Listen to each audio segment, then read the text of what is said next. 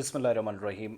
अब ये जो लड़ाई चल रही थी ना लेफ्टिनेंट गवर्नर के दफ्तर के दरमियान और सीएम के दफ्तर के दरमियान, ये लड़ाई इतनी ख़तरनाक हो गई है कि इदारों के अंदर काम करने वाले लोगों को सैलरीज तक मिलना बंद हो गई हैं।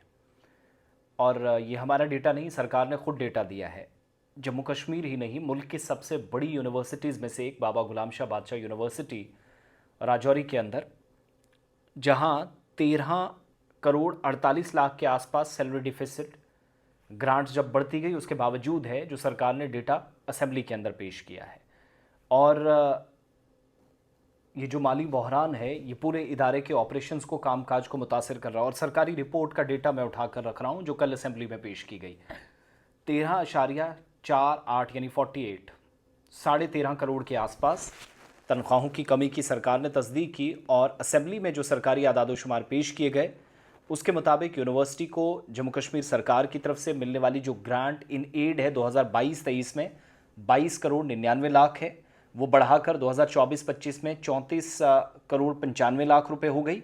जबकि सितंबर 2025 में मजीद 21 करोड़ 80 लाख रुपए जारी किए गए। लेकिन तनख्वाहों के बढ़ते हुए अखराजात जो इस माली साल में 48.48 करोड़ रुपए तक पहुंचने का अंदाज़ा है, इदारे को अपने माली तकाज़े पूरे करने में मुश्किलात का सामना यह सरकार बता रही है।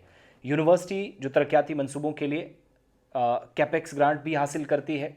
2022-23 में 4.22 करोड़ रुपए, 2023-24 में 1.83 करोड़ रुपए, 2024-25 में 2.14 करोड़ रुपए फराहम किए गए। और मौजूदा साल के दौरान कैपेक्स ग्रांट 95 लाख रुपए मुकर्रर की गई। और तमाम ये जो अलॉटमेंट्स हैं, इसके बावजूद इदारे की जो माली हालत है वो खसारे का सामना कर रही है। और दाखिली ज़राया जो आमदनी है, जो इंटरनल वहाँ से पैसा आता है, अब इस बात को ध्यान से सुनिएगा, 2022-23 में 79.33 करोड़ रुपये से कम होकर 2024-25 में सिर्फ 7 करोड़ 6 लाख के आसपास रुपए रहेगी।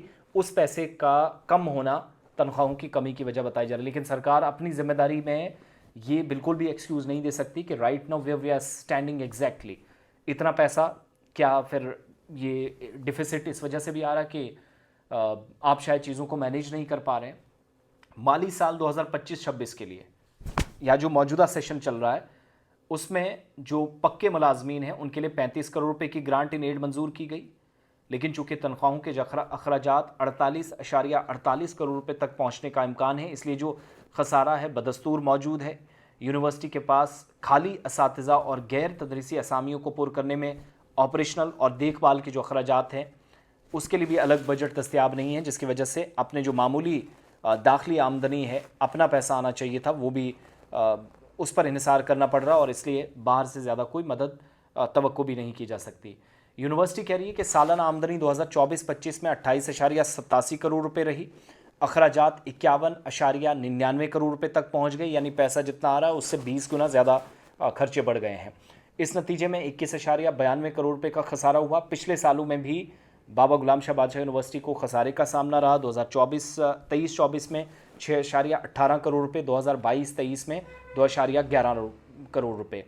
अब अफसरान क्या बताते हैं कि हुकूमत से उन्होंने ग्रांट इन एड में इजाफा करने के लिए अपील की ताकि जो तालीमी सरगर्मियाँ वो बरकरार रहें, मुलाजमीन को बर वक्त तनख्वाह अदा की जा सके। माली मुश्किलात के बावजूद यूनिवर्सिटी अब भी अपने राजौरी, जम्मू और किश्तवाड़ कैंपसेस में जो इंजीनियरिंग है, साइंसेज, ह्यूमैनिटीज़ हैं, नर्सिंग समेत मुतद्दिद तालीमी शोबे चला रही है, लेकिन पैसा वक्त पर नहीं जाता।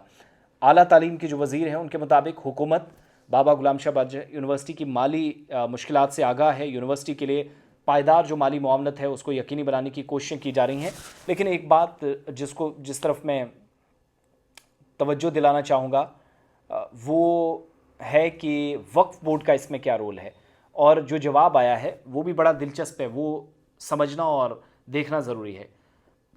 सरकार इस रिपोर्ट में जो बता रही है कि ग्रांट इन एड बढ़ाई जाए, एलोकेशन बढ़नी चाहिए।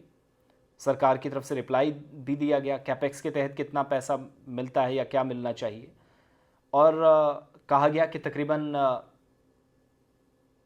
जो इस वक्त अथॉरिटीज़ काम कर रही हैं, यूनिवर्सिटी हुकाम की जानिब से वक्फ बोर्ड को सालाना 2 करोड़ रुपए भी मांगे गए हैं, बार बार रिक्वेस्ट की गई हैं, जो रिप्लाई आया है, लेकिन कोई पेमेंट अक्टूबर 2019 के बाद नहीं दी गई है। और ये वक्फ बोर्ड सारा का सारा पैसा कहाँ लगाता है, कैसे जमा करता है, ये भी अगर इसका हिसाब व किताब नहीं है, जिसका अंदरूनी ज़राए वक्फ के हमें बताते हैं कि पैसा प्रॉपर तरीके से इस्तेमाल हो रहा है या नहीं, शक व शुबहात हैं। और पिछले दिनों एक डेटा भी हमने बताया था कि कैसे किन लोगों के नाम जो वक्फ के साथ जिनका कोई लेना देना है ही नहीं, वो लोग भी जम्मू कश्मीर के इस बड़े इदारे के साथ बताते हैं और तनख्वाहें हासिल करते हैं। तो वो जो मिस मैनेजमेंट थी वो यहाँ भी नज़र आती है।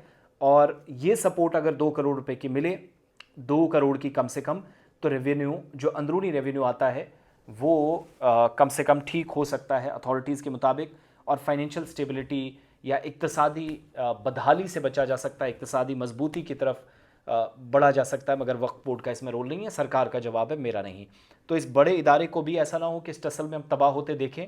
ये पूरा खित्ता ना बर्दाश्त कर पाएगा। पहले ही तालीम के मैदान में पीछे, स्किल एजुकेशन नहीं, मॉरल एजुकेशन नहीं, महज आप किताबी की कीड़ा कॉलेजेस से स्कूल से कॉलेजेस, कॉलेजेस से यूनिवर्सिटी तक पहुंचा के बेरोज़गार नौजवानों को खड़ा करके बाद में डेटा भी देते हैं कि इतने बेरोज़गार नौजवान हैं। तो ये अनफॉर्चुनेट पार्ट है। और वक्फ बोर्ड के पास भी जो पैसा था उसका भी हिसाबो किताब प्रॉपर है या नहीं है, इसका भी कोई अंदाज़ा नहीं, क्योंकि पूछने की कोई हिम्मत नहीं कर सकता। मैं ये नेक्स्ट वीडियो में ज़रूर बताऊंगा। उसमें कुछ जो खामियाँ पेचीदगियाँ हैं मैं तकनीकी एतबार से वो समझाने की कोशिश करूँगा। और अगर ये 2 महकमे ये कुछ करते रहे तो मुश्किलात बढ़ेंगी। बहुत बहुत शुक्रिया आप सब।